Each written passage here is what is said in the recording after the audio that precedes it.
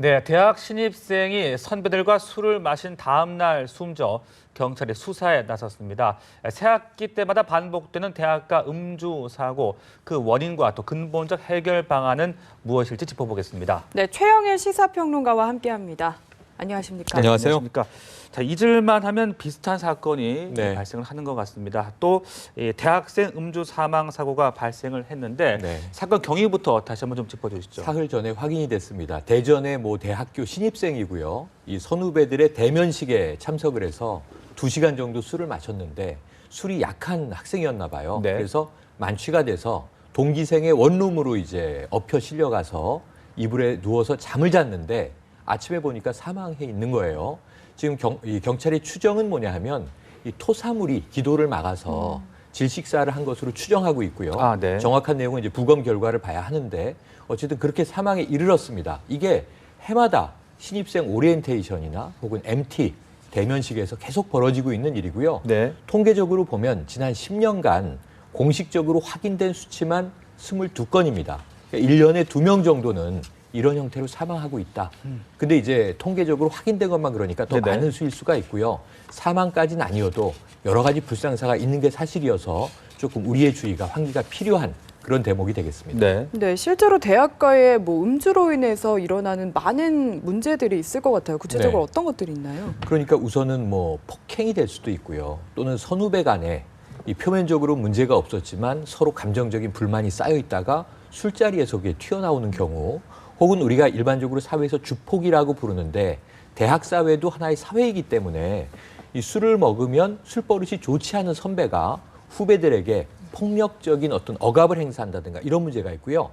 가장 심각한 건 뭐냐면 남녀 학생들이 모여서 술을 먹다가 벌어지는 네. 성희롱, 성추행, 네네. 이 성적인 문제와 연관되는 부분들 여러 가지가 있습니다. 네, 네. 특히 새학기가 시작될 때가 네. 가장 심한 것 같아요. 왜냐하면 우리가 대학 생활을 해봤으니까 이해하지만 가장 술을 언제 많이 먹는가 보면 개강 때 많이 먹고요. 특히 신입생 때 또 많이 먹고요. 1학년 때. 네. 이런저런 이제 선배들과 함께 어울려서 술자리를 갖게 되고 오리엔테이션 그리고 MT 그리고 또 대면식 이런 행사들이 많지 않습니까? 또 종강 무렵에 많이 먹죠. 기말고사가 다 끝나고 나면 6월 중후반에 이제 방학 동안 못 보니까 그럼 우리 한번 마시자 해서 마시는 경우들이 있고요. 그래서 이렇게 주기적으로 네. 술을 먹게끔 만드는 사이클이 지금 대학 사회에는 작동을 하고 있는 겁니다.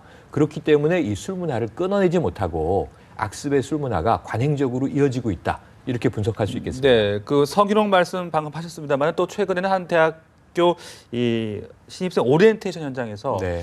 이 성적 수치심을 불러일으킬 수 있는 술자리 게임을 진행해서 또 문제가 됐었죠. 그렇죠. 네. 이게 바로 제가 출강하고 있는 대학이어서 올해 개강을 하고 저도 학생들 분위기가 어떤가 봤는데 네. 신입생 오리엔테이션 자리에서 정말 좀 과도한 성적 수치심을 일으키는 행위를 남녀 학생들에게 이제 강요하고 시킨 그런 일이 적발돼서 이제 이 신입생 오리엔테이션은 외부에서 하지 않는다. 학교 내에서 해라. 여러 가지 지금 이제 지침과 매뉴얼이 바뀌고 있는데요. 네. 그럼에도 불구하고 오늘 이 술 문화와 연관해서 생각을 하면 술 문화는 또 대학이 일률적으로 통제할 수만도 없거든요. 자발적으로 밖에서 마시는 걸 어떻게 말리겠습니까? 그런데 이게 꼭 오리엔테이션만이 아니라 일반적인 술자리에서도 선후배들이 모여서 술에 적당히 취하게 되면 요즘 학생들이 게임을 많이 합니다.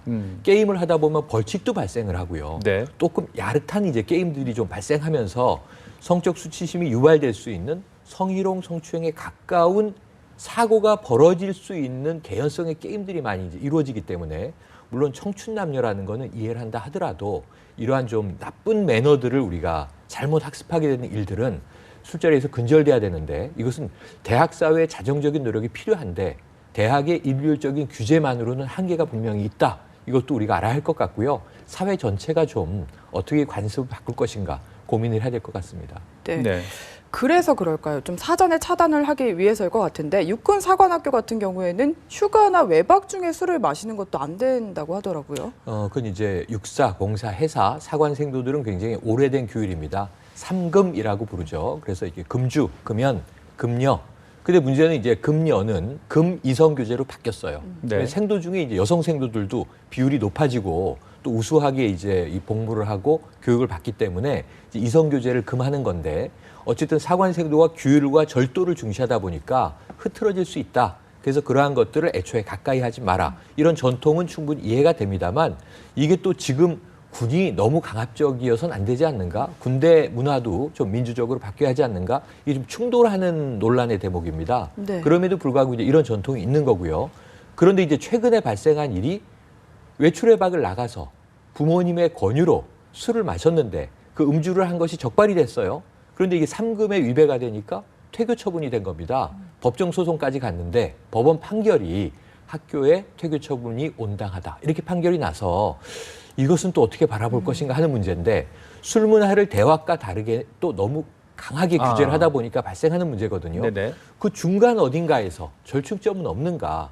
술을 적당히 마시면서 사람마다 다 주량이 다르지 않습니까? 예. 또 음주 문화도 취향이 다르지 않습니까? 네네. 그것을 존중하면서 민주적으로 그럼 음주를 할 수 있는 또 술을 안 마시는 사람은 안 마시는 사람대로 뭐라고 이제 이지매하지 않고 왕따하지 않고 우리가 다 포용할 수 있는 그러한 대학 문화, 사회 문화 무엇인가를 고민해야 되는데 이게 모두 다 다양성의 부족 때문에 대학에서는 무조건 다 강압적으로 마셔라. 네. 사관학교에서는 절대 마시지 마라.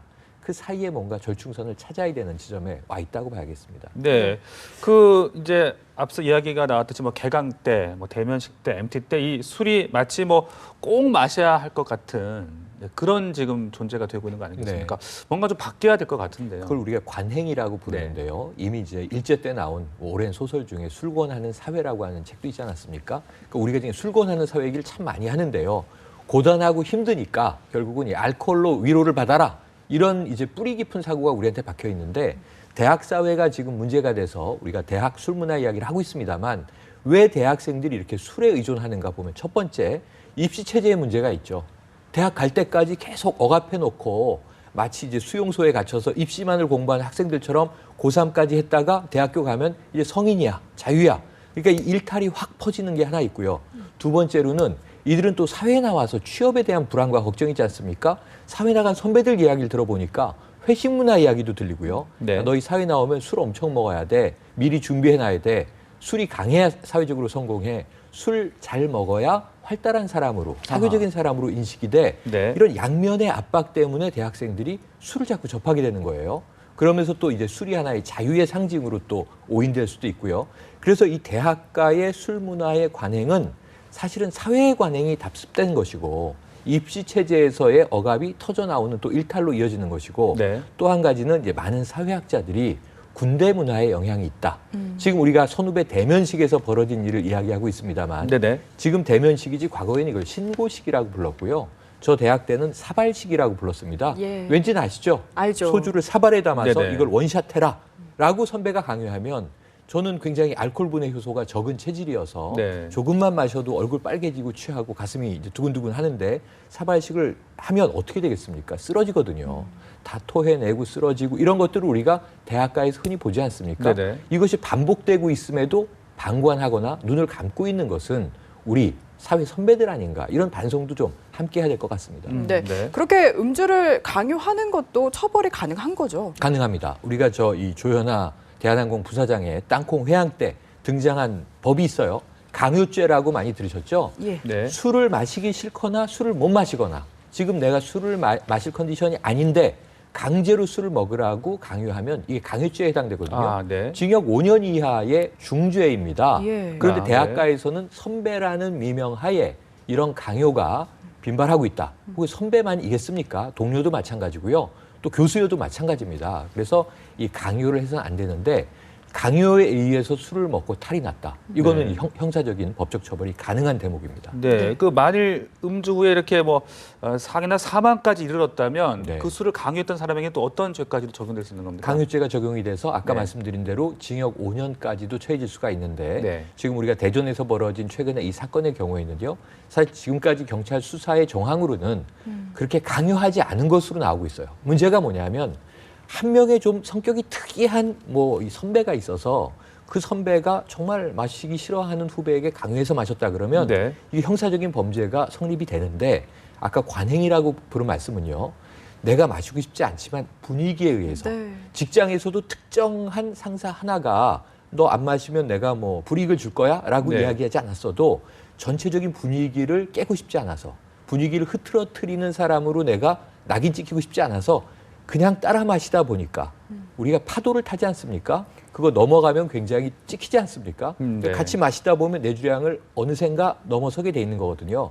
그래서 이런 특정한 강요의 대상이 없이도 문화적 분위기 때문에 그 조직 특성 때문에 마시게 되는 일이 비일비재해서 아까 말씀드린 대로 강요죄가 성립할 수 있는 경우는 죄를 물어야겠습니다만 네. 그렇지 않은 경우 특정한 범인이 없는 경우는 집단이나 공동체가 범인인 셈이잖아요. 예. 함께 자성하는 문화가 이루어져야 될 것 같고요. 잘못된 관행은 지금부터라도 우리가 좀 과감히 용감하게 깨나가는 게 필요한데 네. 우리가 금연을 생각해 보면요. 대학에서 제가 공부할 때는 강의실에서 교수님과 학생들이 담배를 물고 공부를 했던 때가 있습니다. 아하, 네. 그런데 그것이 흡연구역에서 피우세요. 지금은 모든 대학이 다 건물 내에서는 금연입니다. 네. 건물 밖에서 피워야 되고요. 그러니까 이렇게 되다 보니까 금연 문화는 굉장히 빠르게 자리 잡아가고 있지 않습니까? 네. 그와 마찬가지로 이 잘못된 술 문화도 우리가 전 사회가 함께 노력을 해야 조금씩 개선된다고 생각을 하기 때문에 대학가 문제만 우리가 지탄하고 끝날 게 아니라 네. 어떻게 고칠 수 있는지 긍정적인 대안들을 함께 모색하고 여러 분야에서 실천을 해야 되는데요. 그것은 뭐 직장, 대학, 그리고 우리가 이제 입시 체제, 가정 모두 함께 노력을 해야 되겠습니다. 네, 네. 대학가뿐 아니라 이 우리 사회에 어떻게 보면 좀 강요하는 그런 술 문화 이런 것들이 좀 개선이 돼야 할 때가 분명히 온 것 같거든요. 네. 어떤 방안들이 또 나올 수 있겠습니까? 지금 직장의 회식 문화가 많이 바뀌었죠. 네. 이게 술을 너무 강하게 과거에는 이제 1차, 2차, 3차가 기본이어서 1차 뭐 삼겹살에 소주 먹었으면 2차 호프에서 치맥 먹고요. 3차 노래방을 또 꼭 네. 가고요. 그랬는데 지금은 1차에서 다 끝나고 또 대체로 이 성비가 여성 성비가 좀 높은 직장들은 점심에 회식을 많이 하거든요. 그러니까 이런 대목들을 우리가 참조해서 우선 대학 사회에 이 취업 때문에 고민하는 우리 젊은 대학생 후배들에게 사회에서 그렇게 요즘 술 많이 먹지 않는다. 과거와 관행이 달라졌다. 군대식으로 술 배우면 사회 나와서 오히려 더 이상한 사람이 될 수도 있다. 네. 이 술을 즐길 때는 적당하게 자기 취향처럼 이 조절해서 마시고 함께 어울려서 다양하게 소통의 자리로 만들어가고자 술이 하나의 윤활제 역할을 할 수 있는 것이지 술이 사람을 먹고 술이 술을 먹는 이런 것은 이제 지양해야 된다라고 하는 것들을 학습해야 되는데요. 교수님과 선배들에게 좀 그 책무가 막강하고요. 그리고 최근에 이제 학생생활연구소라든가 대학 내 여러 가지 상담기관들이 있고요. 그리고 대학 이 기관 전체 제도적으로도 이러한 술 문제에 대한 매뉴얼들을 조금은 더 이걸 강요할 수는 없는 겁니다. 네. 캠페인성으로. 그리고 대학가엔 항상 술집이 많이 있지 않습니까? 이런 곳에도 이러한 캠페인들을 확산시킬 수 있는 함께의 노력이 이루어져야 될 것 같고요. 정부기관은 또 정부 당국대로 이러한 노력들을 좀 함께 펴줘야 될 것 같은데 많은 부처가 있지 않습니까? 여성가족부도 있고요. 교육부도 있고요. 문화체육관광부도 있는데 모두 함께 이런 것들을 좀 컨트롤 타워를 만들어서 우리 사회의 술 문화를 바꾸기 위한 좀 이 자발성을 유도하는 캠페인들이 좀 이제 소프트하게 또 좀 아름다운 방식으로 많이 확산됐으면 하는 바람입니다. 네. 네, 지금까지 최영일 시사평론가와 잘못된 음주 문화에 대해서 살펴봤습니다. 감사합니다. 고맙습니다. 고맙습니다.